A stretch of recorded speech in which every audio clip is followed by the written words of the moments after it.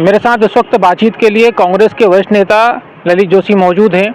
ललित जी, पिछले कुछ घंटों में नैनीताल की शांतवादियाँ गुस्से में हैं, उफान पर हैं, गुस्सा चरम पर है। लोग कह रहे हैं कि आखिर हमारी बेटियां कब सुरक्षित होंगी। 12 साल की बच्ची के साथ दुष्कर्म किया है और आज अभी हल्द्वानी में कोर्ट में पेशी हुई है और अब 14 दिन की न्यायिक हिरासत उसे दी गई है। इस पूरे मामले को किस तरीके से देख रहे हैं आप? क्या कुछ कहेंगे? राज्य में किस तरीके की जो परिस्थितियाँ बन रही हैं, हमारी बेटियां, बहन बेटियां सुरक्षित नहीं हैं। देखो, ऐसी जो घटना नैनीताल के अंदर हुई है, ऐसी कुत्सित, ऐसी विभत्स मानसिकता रखने वाला कोई भी व्यक्ति मेरी नज़र में तो इंसान नहीं हो सकता। न जाने किन संस्कारों को लेकर करके पता ये चला कि उसका खुद के लड़के को उसने क्या संस्कार सिखाए होंगे जो इस तरह की कुत्सित मानसिकता में खुद जीता हो।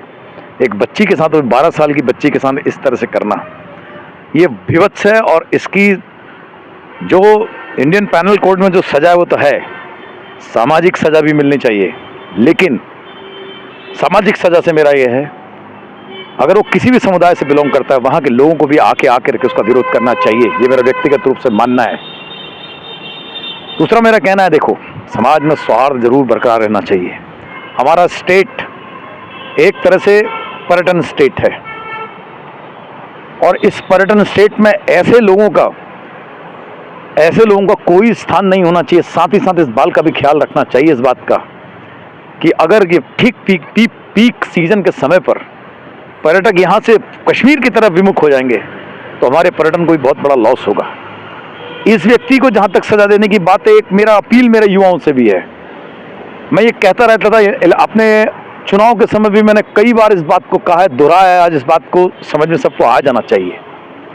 हम जो चाहे ठेके हों चाहे वो हों, हम हमारे उत्तराखंड के अंदर रहने वाले किसी जात धर्म का कोई भी व्यक्ति हो, हमको वर्क कल्चर अपने आप में डेवलप करना पड़ेगा। जो भी मुझे बताया गया कि वो कहीं बाहर का है, हो वो कहीं बाहर का, लेकिन अगर वर्क कल्चर हमारे बच्चे काम नहीं कर रहे हैं तभी तो बाहरी लोग आकर करके यहाँ काम करते हैं ना।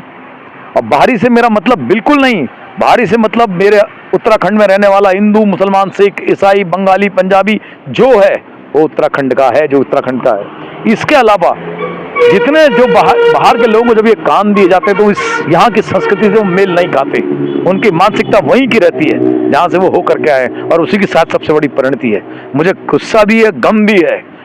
आपसी सौहार्द बिगड़ने का गम तो है ये, साथ साथ इस व्यक्ति की कुत्सित मानसिकता, अगर इसे सही तरह से सजा नहीं दी गई, सामाजिक तौर पर इसके समुदाय के लोगों को, इसके पूरे परिवार का बहिष्कार करना चाहिए। ये मेरा व्यक्तिगत रूप से मानना है।